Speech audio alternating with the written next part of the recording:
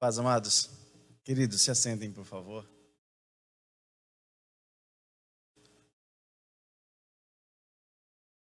Irmãos, tenho duas confissões a fazer. A primeira é de que estou feliz, grato a Deus pela oportunidade concedida. A minha última pregação também foi numa Santa Ceia passada. E a segunda revelação é de que estou nervoso. Eu sei que é um erro homilético, o pregador não pode dizer que está nervoso, mas sou obrigado a confessar por causa de um detalhe. Eu vou pedir para você abrir a Bíblia em Apocalipse, capítulo 5. E, irmãos, eu não gosto de pregar em Apocalipse. E exatamente por este fato, fico nervoso em ter que pregar no Apocalipse.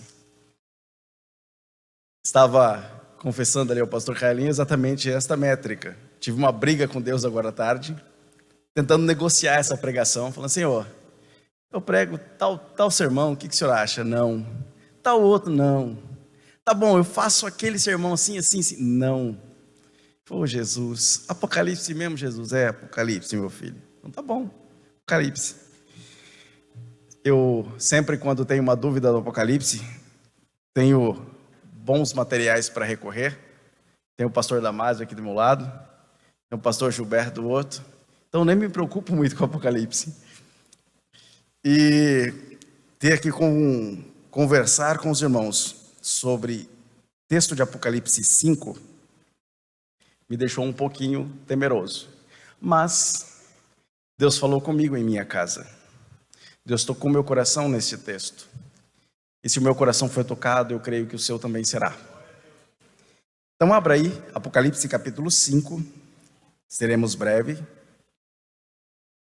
Capítulo 5, versículos 5 e 6.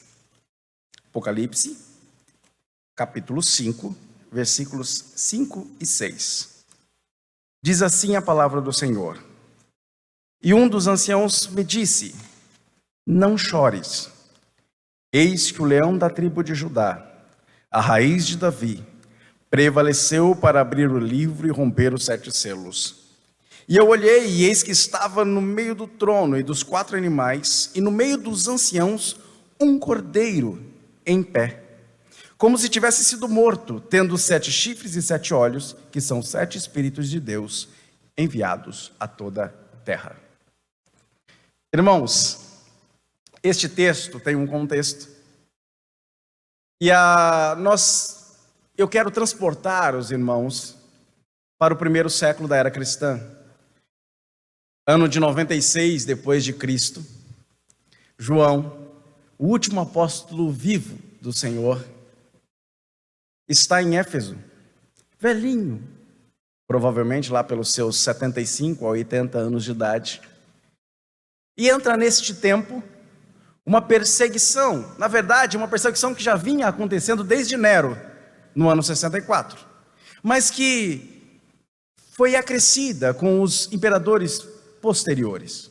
Quando chega na década de 90, Domiciano, o imperador cruel, apesar de bastante engenhoso e bastante inteligente, mas muito cruel, começa a perseguir e continuar a perseguir a igreja. Tem um preconceito contra os cristãos. E ele resolve prender João e isolá-lo em uma ilha-prisão. Uma ilha chamada Patmos. Uma ilha que fica a 55 quilômetros da Turquia, que naquele tempo era chamado de Ásia Menor. Uma ilha que faz parte do chamado Dodecaneso, que é um conjunto de 12 ilhas. Essa ilha é rochosa, pequena, tem 35 quilômetros quadrados de tamanho. E é uma ilha tão inóspita que Roma costumava mandar prisioneiros para lá, para quem sabe morrer, porque também era conhecida como Ilha das Cobras. Então, ao encaminhar prisioneiros para lá, além dos trabalhos forçados, eles corriam muito risco de cobras picarem e eles morrerem. Então, Roma tinha uma tranquilidade, já que além da ilha ser uma ilha distante, inóspita, rochosa, com trabalhos forçados, ainda tinha o perigo das cobras. E João, velhinho, cabelos brancos, é enviado para lá, frágil ainda. Mas João já é experimentado no Evangelho. João já conhece o seu Senhor. João é aquele menininho que deitava a cabeça no colo de Jesus. Que tipo de intimidade tem um homem desse numa circunstância tão difícil?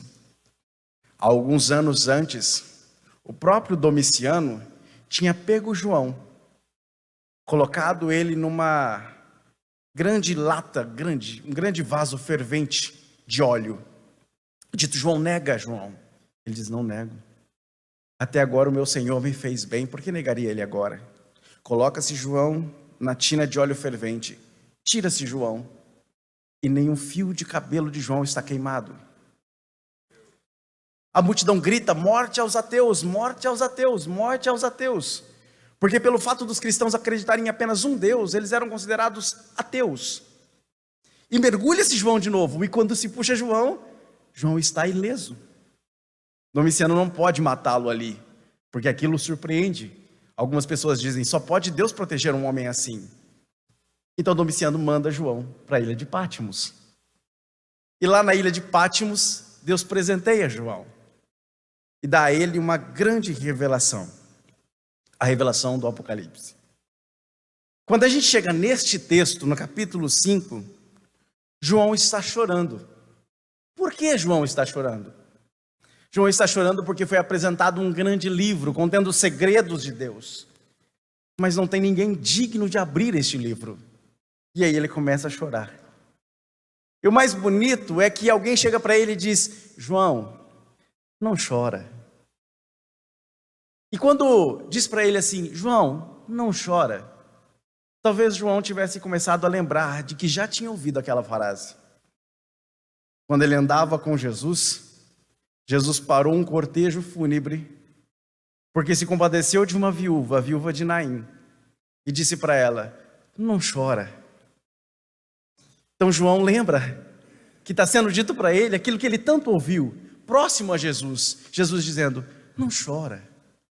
Quem sabe entrou na mente de João de novo a lembrança de Jesus entrando em uma casa, vendo uma família chorando, uma menina deitada na cama, morta, o seu pai Jairo desesperado. E o que Jesus disse para a família? Não chores. E alguém diz para João nesse momento, velhinho, recebendo grandes revelações, ele ouve uma voz dizendo: não chora.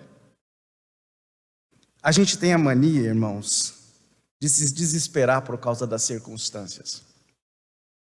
Nós, como humanos, olhamos para aquilo que está ao nosso redor e começamos a nos desesperar e muitas vezes choramos. João conviveu a vida dele praticamente inteira com Jesus, lado a lado. O período que realmente importava para João, a sua adolescência, começo da sua vida adulta, ele experimentou a presença de Jesus fisicamente. Mas depois continuou a experimentar a presença de Jesus através do Espírito Santo durante toda a sua vida. Portanto, João tinha experiência o suficiente para perceber que ele era humano e que não conhecia o quadro geral das coisas, que ele não consegue enxergar o quadro total das coisas, que as circunstâncias atingem ele, mas que ele não enxerga o quadro geral, mas que tem um que ainda continua cuidando dele, que ainda continua colocando a cabeça dele no seu colo, dizendo: calma, João, não chora. E esse mesmo Jesus que disse para João, que mandou um mensageiro dizer a João: não chora, também diz para nós, quando nós nos desesperamos nas nossas circunstâncias, porque nós não enxergamos o quadro todo, nós somos como João, nós não estamos vendo que tudo está dentro do controle dele, e muitas vezes nós nos desesperamos, achando que as circunstâncias vão nos vencer, mas ainda Deus manda mensageiro dizer: não chora, não chora. E quando João ouve essa frase, o mensageiro continua dizendo: João, eis aqui o leão da tribo de Judá, a raiz de Davi. Mas o que é isso? o que ele apresenta?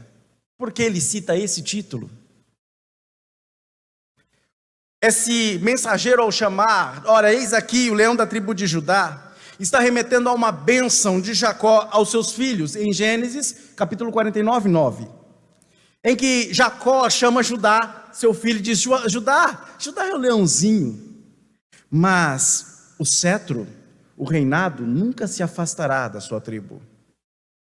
Jacó faz uma profecia para Judá, e até hoje, na bandeira de Jerusalém, capital da tribo de Judá, há um leão lá. E até hoje, a bandeira de Jerusalém contém este leão colocado. Essa promessa também fala da raiz de Davi, em Isaías 11, em que há uma promessa de Deus dizendo: olha, vai vir um renovo, alguém que vem do tronco de Jessé, da raiz de Jessé, da raiz de Davi. Ele será o Messias. E essa promessa é cumprida em Jesus. O leão da tribo de Judá, ele é o justo, ele é a raiz de Davi. É ele que vence, porque o mensageiro acaba de dizer: calma, olha aqui, o leão da tribo de Judá, a raiz de Jessé, a raiz de Davi, ele venceu, ele prevaleceu. Só que tem uma coisa: quando João vira o rosto, não é um leão que ele vê. Que estranho. O mensageiro diz: olha, João, não chora, eis aqui o leão da tribo de Judá. Mas quando João vira, não é um leão que ele vê. E o que João vê? Um cordeiro. Mas espera aí, não era o leão que foi anunciado? Por que ele está vendo um cordeiro? E um detalhe: este cordeiro está em pé no trono. O que significa isso, Júnior? O que significa isso para João? O anjo está dizendo: calma, ele é leão, mas ele também é o cordeiro. E ele não está sentado, ele está em pé no trono, porque ele está vivo, ele não morreu. A gente tem uma mania de às vezes achar que Jesus ainda está pregado na cruz. Jesus não está pregado na cruz. Ao terceiro dia ele ressuscitou, ascendeu ao Pai e assumiu o seu lugar, e até hoje intercede por nós. A gente tem que parar com a nossa mania de achar que Jesus ainda está com as mãos pregadas. Jesus não está com as mãos pregadas, as mãos dele ainda estão livres, e ainda cura, ainda liberta, ainda batiza, ainda salva. As mãos de Jesus ainda alcançam aquele que está no fundo do poço. Elas não estão mais pregadas na cruz. João olha e vê um cordeiro, e diz que o cordeiro está em pé, pois venceu. Tem um detalhe interessante aqui. João usa para a palavra cordeiro um termo que não é utilizado no Novo Testamento. Durante 29 vezes dentro do Apocalipse, João vai usar a palavra cordeiro. Mas a palavra que ele usa para cordeiro não é utilizada em nenhuma outra palavra no Novo Testamento. Quando João Batista chama Jesus de o Cordeiro de Deus que tira o pecado do mundo, João 29, quando Pedro diz que o sangue de Cristo é como o sangue do cordeiro sacrificial, em 1 Pedro 1,19, quando Isaías, no Velho Testamento, diz que o Messias é como um cordeiro mudo diante dos seus tosqueadores, a palavra que eles usam para cordeiro é aminos, cordeiro. Mas João não utiliza aminos aqui, e nem nas 29 vezes em que ele utiliza no Apocalipse. Ele usa a palavra arnion. E por que ele utiliza a palavra arnion? Ele faz um paralelo a Jeremias, capítulo 11, versículo 19, que não fala do ato que Jesus fez, mas do caráter de Cristo, como um cordeiro que vai voluntariamente ao seu próprio sacrifício, esticando o pescoço para morrer. João está dizendo que este cordeiro não foi morto pelos romanos, este cordeiro não foi morto pelos judeus, este cordeiro se entregou, a si mesmo se entregou. Por quê? Por nós. Ele se entregou por mim e por você. O texto diz que ele tem ainda as marcas do seu sacrifício, ele ainda tem as marcas do cordeiro sacrificial, mas ele está vivo e está em pé, ele ainda continua no trono. Esse cordeiro ainda carrega as marcas da cruz, mas ele está de pé, ele está vivo. Quando nós olhamos para isso, começamos a entender por que o mensageiro diz que ele é leão. Começamos a entender por que o mensageiro diz que ele é cordeiro.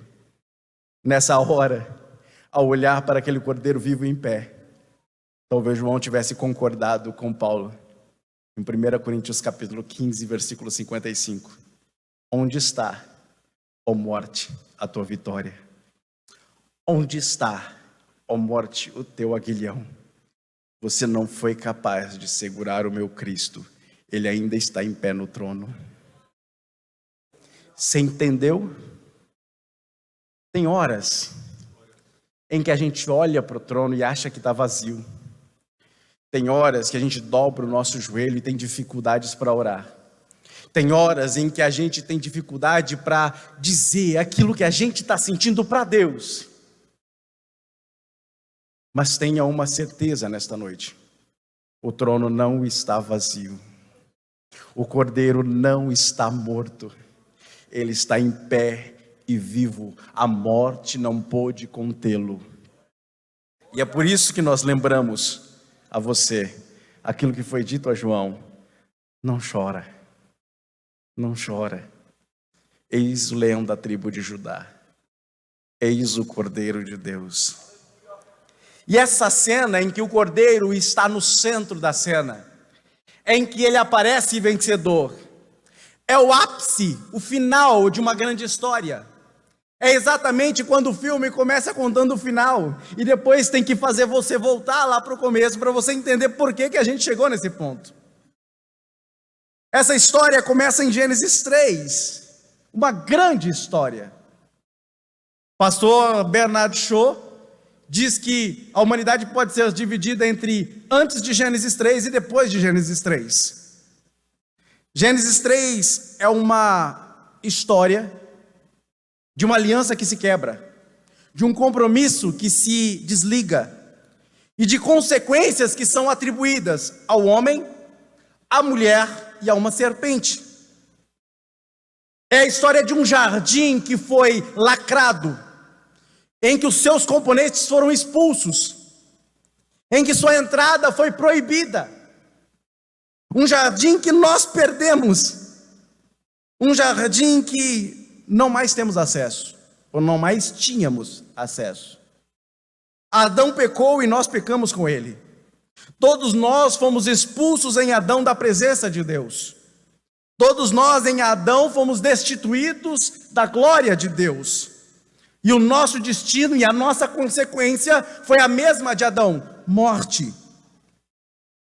Mas em Gênesis 3,15, Deus deixa uma promessa, junto com as consequências para cada um. Deus deixa uma promessa, que na teologia é chamado de proto-evangelho. Ele diz em Gênesis 3,15: eu colocarei inimizade entre ti e a semente da mulher. Ele está falando isso para uma serpente, para o diabo. E entre a tua semente e a sua semente. Ela, a semente da mulher, lhe ferirá a cabeça e tu lhe ferirás o calcanhar. Essa promessa feita por Deus à serpente é uma promessa dizendo: ei, vai nascer um descendente dessa mulher aqui, que vai esmagar a sua cabeça. Eu sei que você vai conseguir ferir o calcanhar dele, mas a sua cabeça será esmigalhada. Vai nascer uma semente da mulher que vai ter constantemente uma guerra com você. E não é à toa que a semente da serpente e a semente da mulher, durante toda a Bíblia, brigam. Caim, semente da serpente, fruto do pecado, mata Abel, semente da mulher. Não é Abel o Messias. A humanidade se corrompe. Deus destrói com o dilúvio. Sobra apenas uma família da semente da mulher, Noé. Deus faz uma aliança com ele. E assim vai prosseguindo toda a Bíblia, a semente da mulher brigando com a semente da serpente, a semente da mulher brigando com a semente da serpente. Porém, também, irmãos, essa semente da mulher faria com que a aliança que foi quebrada naquele jardim, em um jardim, também fosse restituída. Nós fomos expulsos do jardim do Éden. Jesus entrou em um jardim do Getsemane para nos reconciliar de novo com Deus. O velho Adão perdeu no jardim, o novo Adão ganha no jardim, nós para Deus de novo. O velho Adão entra na ira de Deus. O novo Adão, Jesus, em um jardim, bebe todo o cálice da ira de Deus por nós. A semente da mulher prometida em Gênesis começa a cumprir as suas profecias. Ele seria filho de Abraão, para lembrar que a promessa feita ao pai da fé, Abraão, de que nele seriam benditas todas as famílias da terra. A semente da mulher seria da descendência de Davi, para que a aliança feita com Davi, de que seu trono seria eterno e que um descendente da sua casa ocuparia o trono para sempre, fosse cumprida em Jesus. A semente da mulher seria um novo Moisés, para cumprir a promessa feita a Moisés, de que Deus habitaria no meio do seu povo para sempre. A semente da mulher seria um novo Moisés, porque Jesus traria uma nova lei, não mais escrita em tábuas descendo de um monte, mas ele subiria a um monte, o monte das bem-aventuranças, para trazer uma nova lei, que seria não mais escrita em pedras, mas no coração humano. É sobre isso que estamos estudando neste trimestre, sobre como Deus escreve a nova lei para uma nova humanidade, não mais em pedras, mas no coração. O antigo Adão, a semente da mulher, seria um novo Adão, mas também seria um novo Israel, que entraria em um deserto, e não faria como o antigo Israel, perderia nas tentações do deserto, mas como Israel, entraria em um deserto durante 40 dias, para vencer o tentador. Seria um novo Israel, que atravessaria também um rio, também um mar, não o Mar Vermelho, mas o Jordão, para inaugurar um novo tempo, em que as pessoas que verdadeiramente se arrependessem, pudessem serem chamadas filhas e filhos de Deus, e não mais apenas criaturas. É no deserto que este novo Israel, Jesus, vence o tentador dizendo: nem só de pão viverá o homem, mas de toda palavra que sai da boca de Deus. Não mais vivemos olhando para as circunstâncias, mas por aquilo que Jesus diz que vai acontecer. É por isso que o evangelho é loucura, porque a gente não olha mais para o que está acontecendo ao nosso redor, mas para aquilo que Deus diz que vai acontecer a nós. A semente da mulher, ela seria um novo Israel, seria um rei sem precisar de coroa, seria um rei que governaria sobre tudo e todos, que invadiria a história para dizer: olha, cego, enxergue, e o cego enxergaria, para dizer ao coxo: anda, e o coxo saltaria de prazer, e ele diria ao mar: aquieta-te, e viria a bonança. Um rei que diria ao morto: ressuscita, e o morto levantaria. Não há nada que esse rei não governe. Ele entra na história tomando o lugar dele, um lugar que havia sido usurpado na terra pelo diabo, que mentindo o tenta, dizendo: ei, eu dou tudo isso a você, você não precisa morrer na cruz, eu dou tudo a você porque me foi dado. Mentira! O diabo nunca teve um palmo de terra. O diabo apresenta para Jesus as glórias do mundo, a fama, e diz: aí, topa. Jesus diz: não tentarás o Senhor teu Deus, tudo isso já é meu, você está querendo me dar nada, porque você não tem nada. O diabo é só um usurpador. Mateus registra a entrada desse reino. João Batista entra na história como uma voz que clama no deserto, dizendo: arrependei-vos, porque próximo está o reino de Deus. Quando Jesus chega e assume o seu lugar, ele não diz: arrependei-vos, porque próximo está o reino de Deus. Ele diz: o reino de Deus é chegado a vós. Quando Jesus entra na história, é um rei que entra em seu domínio. É um rei que forma e fortalece um exército para entrar neste mundo e conquistar o território de volta para Cristo. É por isso que dizemos que nós estamos no reino de Deus, e nós, como igreja, temos a missão de conquistar o espaço que é do nosso Senhor, colocar a bandeira de Cristo em todos os lugares da terra, dizendo: este lugar pertence ao Senhor. Nós somos embaixadores de um novo reino, porque temos um novo rei, um novo costume, uma nova cultura, um novo jeito de falar. Somos nova criatura, nova humanidade em Cristo. E enquanto Ele não assume este lugar em todo o mundo, cabe a nós, como seus embaixadores, conquistar este território. Nós somos os seus soldados. Nós é que devemos apregoar a todos a boa notícia que o rei chegou. É nós que devemos olhar para aquilo que Mateus escreve e dizer: olha, a promessa que está registrada em Mateus, de que Ele seria o Deus conosco, o Emanuel, já se cumpriu. Ele habita no meio de nós. Quantas vezes você entra no seu quarto triste? Eu tenho um contato com muita gente e ultimamente tenho sofrido muito por isso, por pessoas que por fora parecem estar tão bem, pessoas que têm tudo, pessoas que têm posição, pessoas que têm status, pessoas que têm tudo. Mas quando você olha nos olhos delas, você vê pobreza, miséria, necessidade. Porque há coisas que o dinheiro não compra, há coisas que a fama não satisfaz. Há coisas que não podem ser preenchidas por coisas que estão disponíveis aqui na terra. Há uma paz que só vem de cima. Há uma paz que só se instala em nosso coração se a gente abri-lo primeiro, para que ela entre, e ela não exige pagamento. Quantas vezes vi pessoas que não têm nada do que reclamar da vida, chorando, sofrendo, porque não tem a paz que eu e você temos, que dariam tudo, absolutamente tudo que tem, para ter um minuto da paz que você tem aqui, enquanto a gente está aqui adorando a Deus, mas que não tem.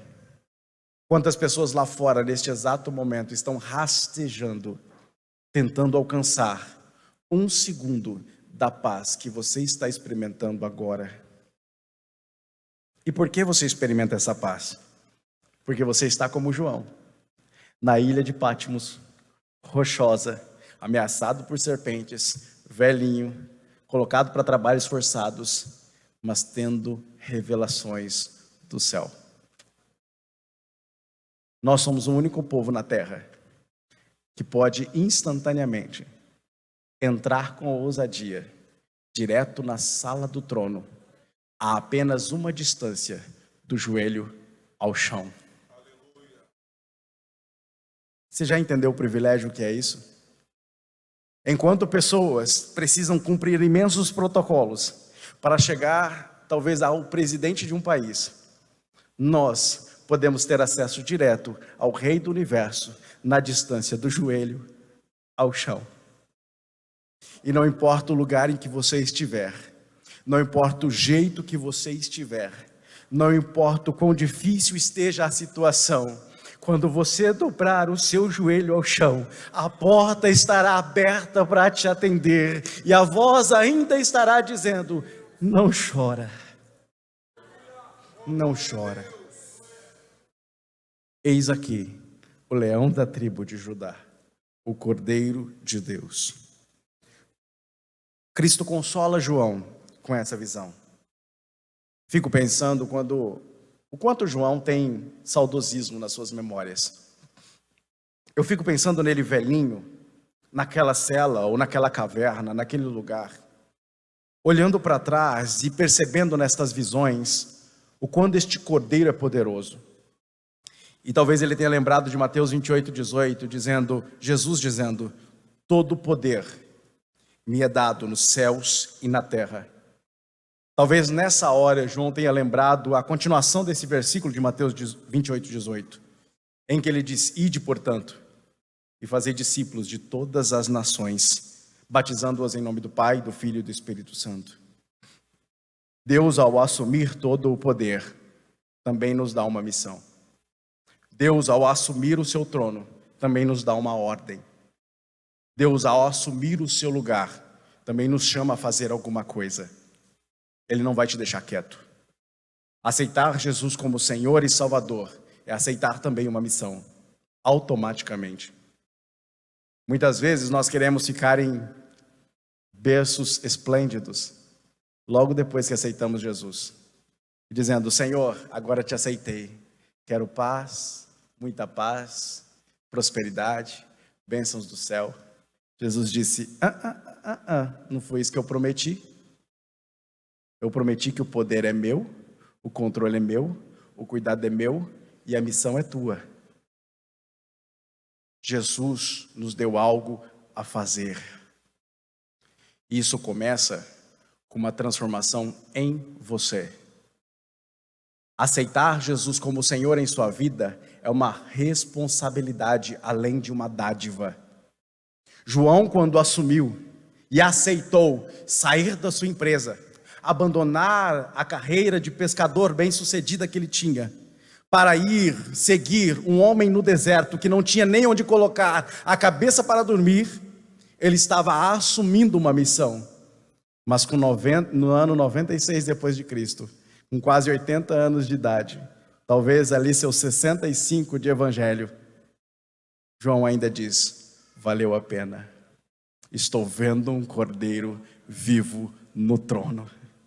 Ele ainda está lá no trono. Ele não morreu. Ele ainda continua lá no trono.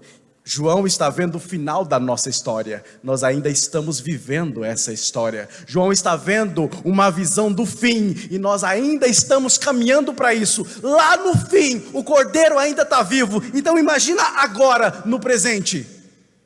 Se lá no fim ele ainda está vivo, nós antecipamos essa promessa, crendo agora que nós seremos conduzidos para este lugar, para ter esta visão que João teve, de que o Cordeiro ainda continuará lá no trono, vivo para sempre. E a ceia é essa contínua lembrança, mês a mês, de que o Cordeiro ainda está no trono vivo. Hoje cedo, quando nós conversamos, eu estava na minha classe, conversando com a classe, eu citei este texto não, eu citei este exemplo, a ceia. Quem é que vai conseguir colocar a mão no vinho sem pecado? Quem é que vai conseguir colocar a mão no pão sem pecado? Levanta a mão. É difícil falar coisa séria no púlpito, né? Quem é que vai conseguir colocar a mão no vinho daqui a pouco, sem pecado? Quem é que vai colocar a mão no pão sem pecado? Então o que Paulo diz para a gente examinar? Mês a mês, João nos lembra que isso aqui é a antecipação do futuro. Mês a mês, quando nós estamos diante deste ritual, estamos lembrando que este sangue tem valor, que este símbolo aqui está remetendo a um fato no passado, Jesus na cruz, mas também a um fato no futuro, o Cordeiro vivo no trono.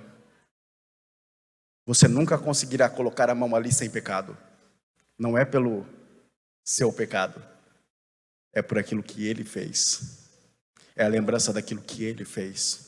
Então o que Paulo manda a gente examinar? Se você está tocando no vinho e no pão, sabendo disso, sabendo do símbolo daquilo que ele representa. Porque os coríntios iam lá para comer, iam lá para encher a barriga, E Paulo diz: vocês não têm casa, não?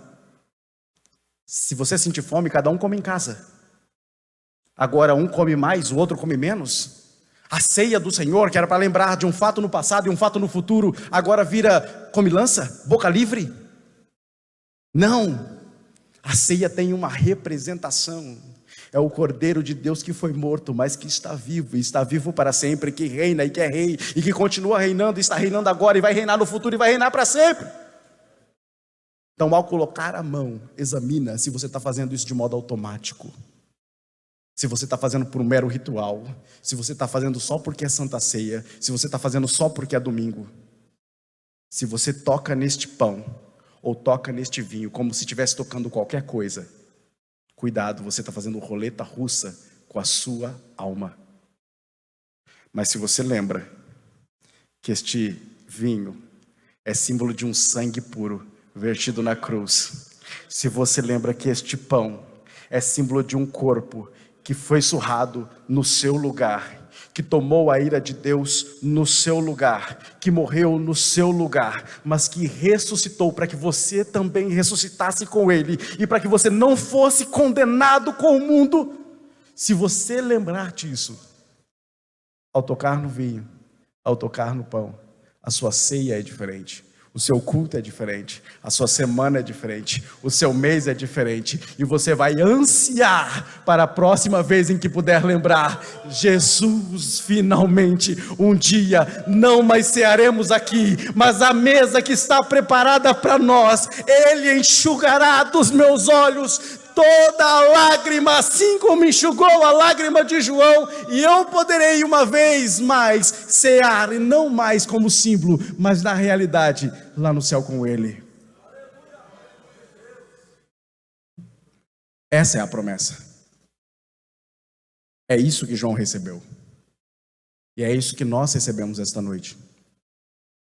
Eu não sei se você compreende o que é ser súdito do reino de Deus. Ser súdito do reino de Deus. Eu não sei se você compreende o que é ter Deus como seu rei.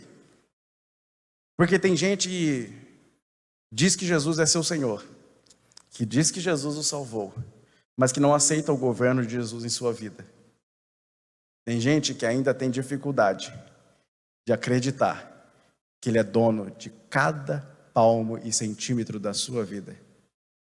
E que você não vive mais em você, mas que Ele vive.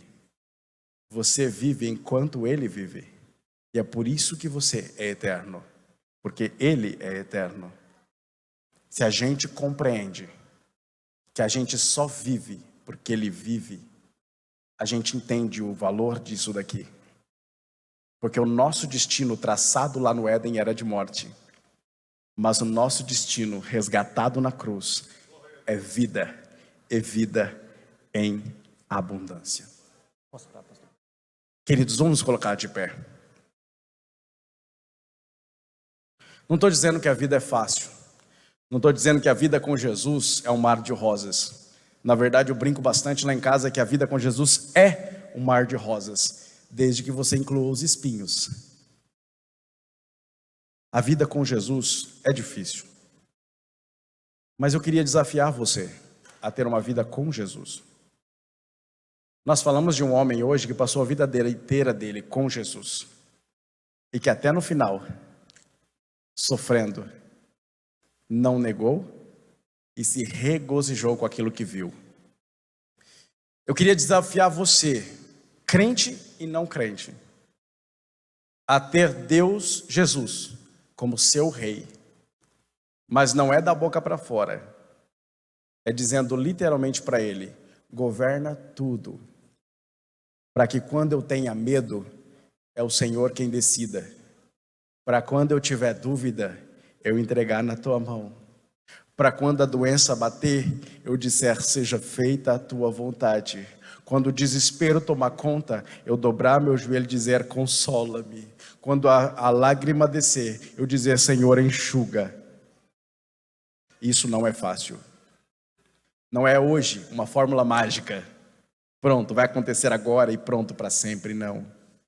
Eu estou dizendo que quando você desfizer e tomar posse disso, amanhã, Jesus vai te colocar uma coisa para enfrentar.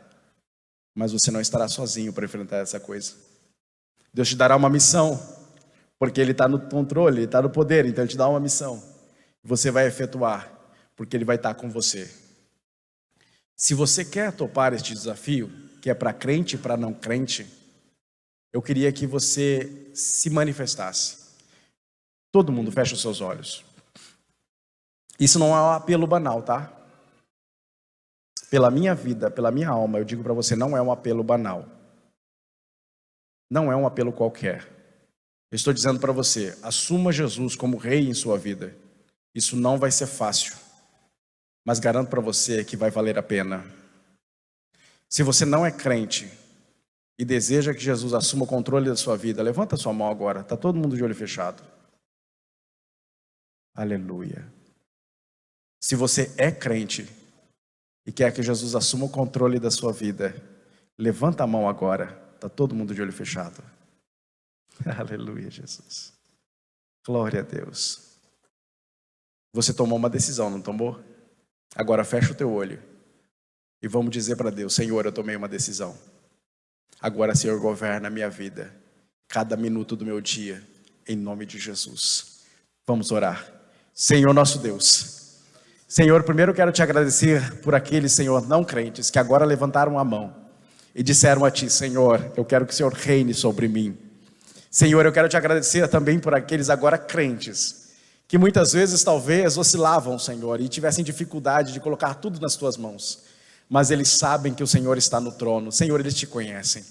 Pai, agora, Senhor, cuida deles, ó Deus, governa cada centímetro de suas vidas, cada decisão, que na dificuldade, Senhor, esteja presente, manifesta isso a eles, que no choro, Senhor, enxuga suas lágrimas, mas manda os seus mensageiros dizendo, não chores. Pai, cuida deste, Senhor, que agora levantaram as mãos. Pai, no nome de Jesus, eles se manifestaram, venceram vergonha, venceram limitações, venceram tudo, Senhor, para dizer a Ti, seja o meu rei, reina sobre mim, e por isso nós Te pedimos, Senhor, reina sobre eles, em cada espaço do seu ser, em cada momento de suas vidas, em cada decisão nós Te pedimos, e em nome de Jesus Te agradecemos. Amém, Jesus, amém. Que Deus abençoe, meus irmãos. Ainda em pé, meus irmãos.